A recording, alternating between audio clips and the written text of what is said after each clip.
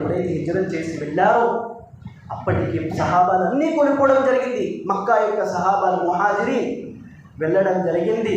వెళ్ళిన ప్రతి సహాబీ ముహాజిరీన్ సహాబీతో ప్రవక్త సల్లల్లాహు అలైహి వసల్లం వారు మదీనాకు చెందిన అన్సార్ సహాబీతో ఒక సహాబీ మరొక సహాబీతో భాయిచారగి అంటే సోదర భావాన్ని సోదర సంబంధాన్ని కల్పించడం జరిగింది. అందులో ఒక సంఘటన అబ్దుర్రహ్మాన్ బిన్ ఔఫ్ మరియు సఅద్ బిన్ రబియా రదియల్లాహు అన్హు.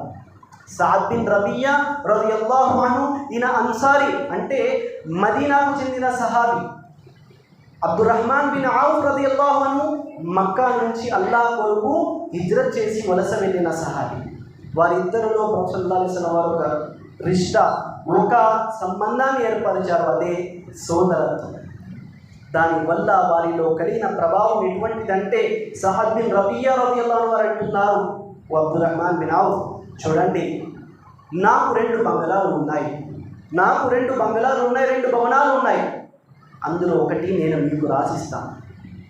వారు రక్త సంబంధికులు కాదు, కేవలం ప్రవక్త చెప్పిన మాటపై వారు బంధాన్ని ఏర్పరచుకున్నారు. ఆ బంధం యొక్క ఎంత పటిష్టమైన స్నేహభావము సోదరత్వం అంటే సఅద్ బిన్ రబియా రదియల్లాహు అన్హు వారు అంటున్నారు, ఓ అబ్దుర్రహ్మాన్ బిన్ ఔఫ్ వినండి, నాకు 2 భవనాలు ఉన్నాయి, అందులో ఒకటి మీకు, మరి ఇంత ఆస్తి ఉంది, అందులో మీకు సగం, మరి అదే విధంగా ఇంత వ్యాపారం ఉంది, ఆ వ్యాపారంలో మీకు సగం.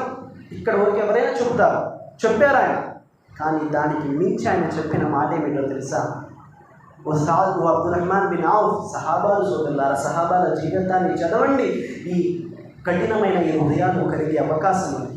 ఈరోజు మన యొక్క హృదయాలు కఠినమైపోవడానికి గల కారణం మనం సహాబాల యొక్క సంఘటనలు తెలుసుకోకపోవడమే.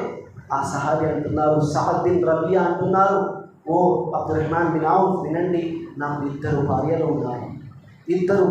ఉన్నారు. మీరు చూడండి, అప్పటికి పర్దా యొక్క ఆదేశం అవతరించలేదు.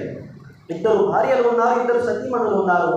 వారిని మీరు చూడండి, ఎవరినైతే మీరు ఇష్టపడతారో వారితో నేను తలాఖ్ ఇస్తాను, ఇద్దరు గడిచిన తర్వాత వివాహం చేసుకున్నాను. అల్లాహు అక్బర్. ఆ యొక్క విశ్వాసం, ఆ యొక్క సోదరత్వం ఎలా వచ్చింది? ప్రవక్త వారి యొక్క మాట వారు విన్నారు, ఆ సంబంధాన్ని ఏర్పాటు చేయడం జరిగింది. వారి ఇంత మార్పు ఎలా వస్తుంది? అప్పటికి వారు పరస్పరం శత్రుత్వంలో, తండ్రి చనిపోతే కుమారుడికి వసియత్ చేసి వెళ్ళేవాడు వారితో శత్రుత్వాన్ని కలిగి ఉండు అని.